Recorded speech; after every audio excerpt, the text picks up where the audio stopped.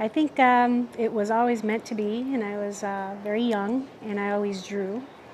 And actually, a friend of mine was in 6th grade, and he was killed in a deer hunting accident, and he always drew.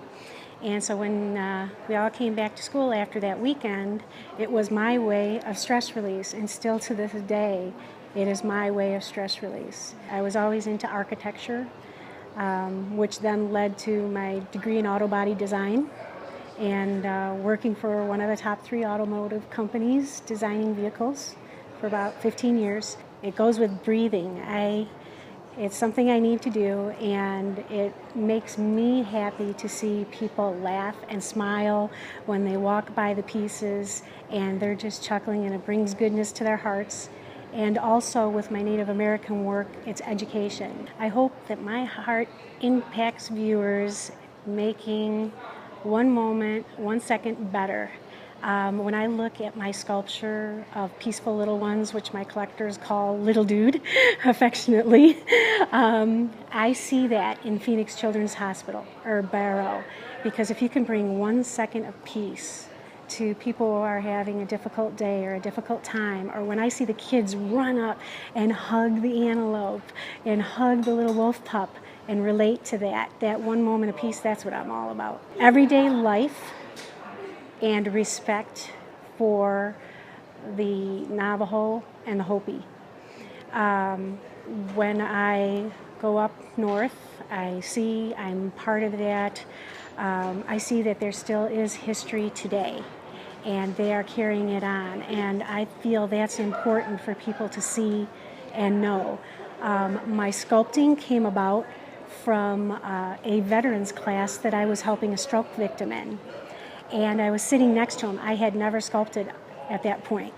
And I was helping him, and then they said, well, why don't you do a separate one, and he can follow what you're doing at the same time. And so that's how that happened. And at the end of the class, I wasn't really paying attention to what I was doing. I was making sure he was okay. And out came this amazing sculpture of the live model that we had. And I didn't realize everybody else's didn't look like that. And so they were telling me, do you realize? And I just got into it, and it was magnet to steel. I love it. I love being in it, and it's tactile.